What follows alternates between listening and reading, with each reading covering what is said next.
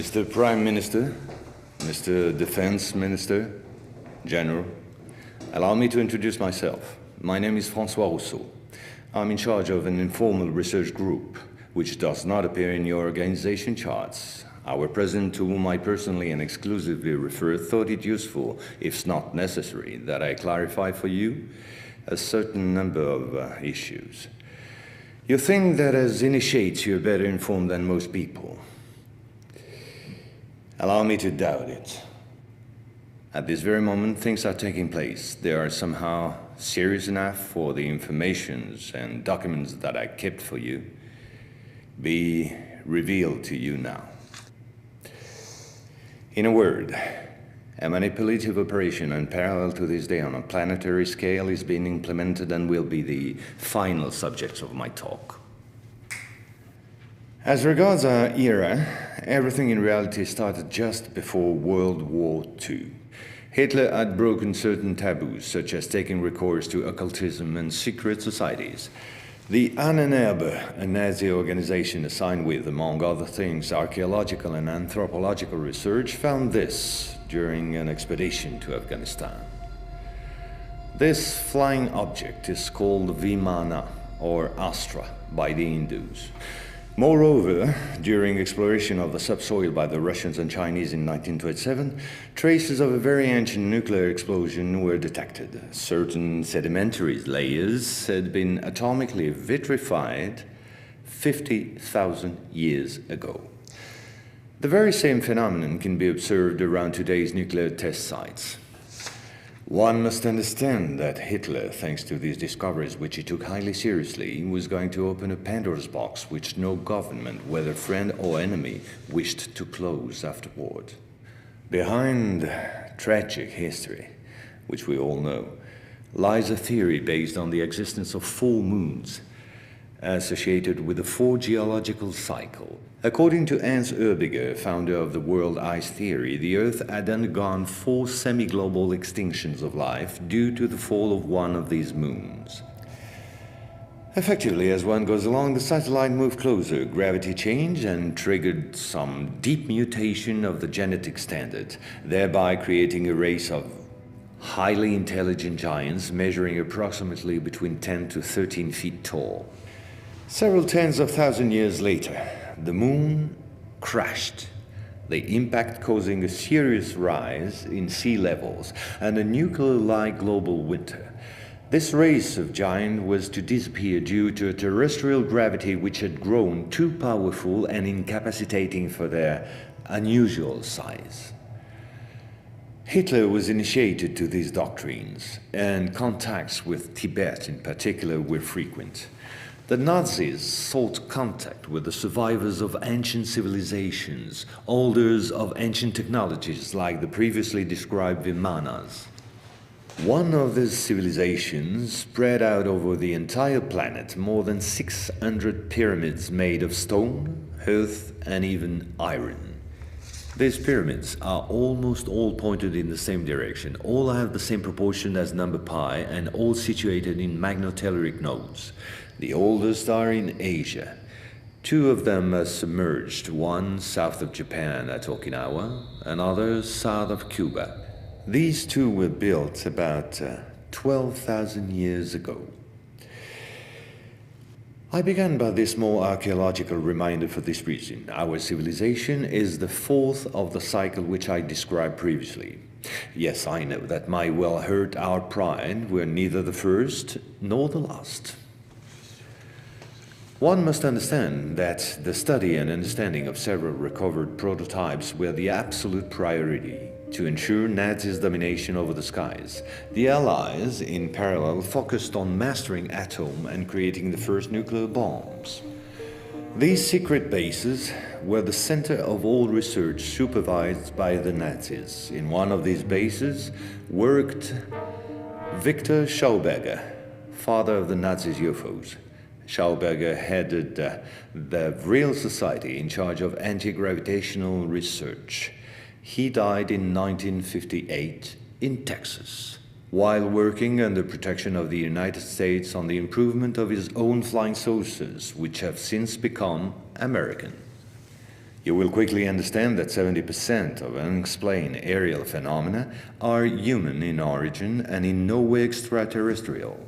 Once World War II was over and Nazi technology had been systematically plundered by both Americans and Russians, the first challenge was to carry on and even complete the Nazis' research in great secrecy.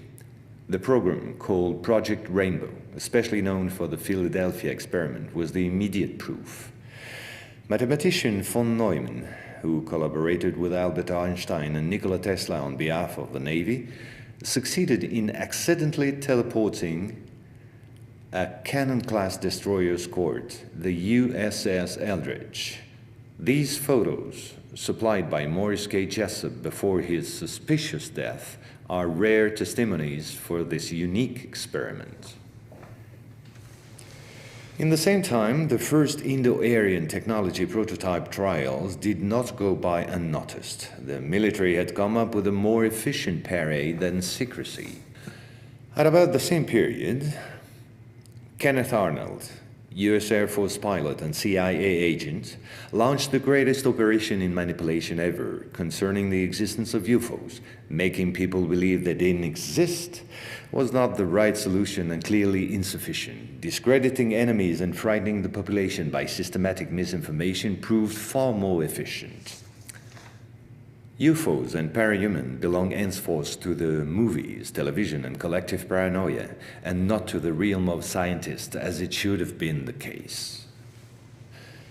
In May 1947, the American Secret Services discovered the existence of an ancient terrestrial UFO secretly recovered by the Russians, which had crashed into the Altai Mountains along their border with Mongolia. Tension between the two blocs immediately rose a serious notch. The discovery was spectacular, and so not to lose face, the Pentagon, in tandem with the CIA, decided to tell lies and imagine a huge bluff to convince both the Russians and the world at large that they too recovered a UFO in Roswell in July 1947. Of course, it wasn't true, but the bluff worked all the same. In February 1949, just after the so-called Roswell incident, a UFO was photographed and filmed in Antarctica. It was the first photo of this type of a cigar-shaped object. Other appearances were then to follow in one another by cyclic waves. At the same moment, the Apollo program, headed by Werner von Braun, was in full swing, and Dr. Braun in no way favorably welcomed the demand for paranormal experiments, which nevertheless took place during certain Apollo missions. This is the last known experiment on psychic and telepathic amplification, as well as detection of positron particles emitted by the Yogi towards the Apollo capsule. But these tests were all eclipsed by the systematic appearance of unidentified objects around orbital flights and the discovery of traces of civilization on the moon.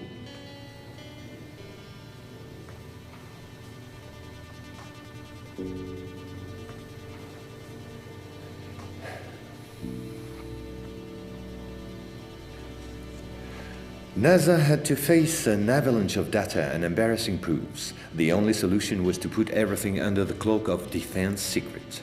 In 1971, the Jason Directive set up a special retouching service whose purpose was to erase all signs of civilizations or ruins on the moon, especially in those photos intended for the general public and the press. In June 1965 has appeared this in a satellite report in the area of Deception Islands, south of Argentina. The Russians tried to sabotage the refloating operation in vain, despite the violence of the confrontation. The flying object was finally brought back to Edwards Air Force Base in California. And 10 years later, the first anti-gravitational drone using magnetohydrodynamic propulsion, or MHD, made its debut test flight in the desert around Edwards Air Force Base, where a number of prototypes came into being. The Belgians got a small glimpse of so-called UFOs in 1989 and 1990. The incriminating model was a triangular-shaped Astra TR-3B or XR-7, capable of flying in total silence at more than Mach 10. Now, I would like to speak to you about another concrete application of such technology. The B-2 bomber, whose development started in 1982. The official B-2 stealth bomber, which flew for the first time in 1989, was to serve as cover for another unconventional B-2 to be built in parallel. This top-secret model used, among other things, a plasma creation system, exploiting the airflow like an MHD generator. This system produces ionization of the air around the B-2, thereby suppressing air resistance while ensuring total invisibility for any type of radar. This nuclear bomber has flown for 15 years now at more than Mach 10. It can fly around the Earth in just a few hours without being seen. Naturally, such military research was to give rise to many commercial spin-offs. Over the last 10 years, we've seen the appearance of dozens of non-lethal armaments like E-bombs or electromagnetic bombs, as well as, of course, microwave weapons and powerful lasers. The US Department of Defense, through the multinational Raytheon, decided to invest a gigantic amount of money in an experimental program called HAARP, or High Frequency Activate Auroral Research Program. And it was quite a program. Officially, the base in Alaska studies the ionosphere. In truth, the real possibilities of the installation are enormous. Climate manipulations, deep detection of underground base or deposits, silent and remote destruction of any object, and most important of all, manipulation of human behavior. So, in 1996, a Russian satellite discovered in Antarctica the almost intact wreck of an immense spacecraft, revealed by the melting of the glaciers. The ice samplings indicated a crash date some 24,000 years ago. At the same moment, a volcanic eruption on the Deception Islands, the same islands as before, forced the Russian to request help from the United States, given the urgency and importance of recovery of the vessel. In the end, they suddenly dropped it all and evacuated the zone in panic. The device was finally destroyed by the Russians, extremely upset by the situation, which was no longer working to their advantage. No country will have such opportunity again. And this foolish action, as bad losers on the part of the Russians, was only to reinforce the position of the Americans as regards extraterrestrials. If this account seemed somewhat long despite my efforts to simplify, it was absolutely necessary to get to the subject I mentioned previously. The plot known as the Orion Conspiracy. Our research group is convinced that UFOs constructed by the Americans or the Russians will be used to support an hoax attack on the Earth of extraterrestrial origin. The media taking care of the rest, of course. The reason? Once the threat of international terrorism has dissipated, the war economies of the major powers, with the United States at the head of the pack, will need a new enemy in order to still prosper. War on Earth will be replaced by space war against an enemy from beyond. So then, gentlemen, I thank you. A complete report will be handed to you at the exit. As for me, I'll see you again soon for a second update on a quite different subject. Gentlemen.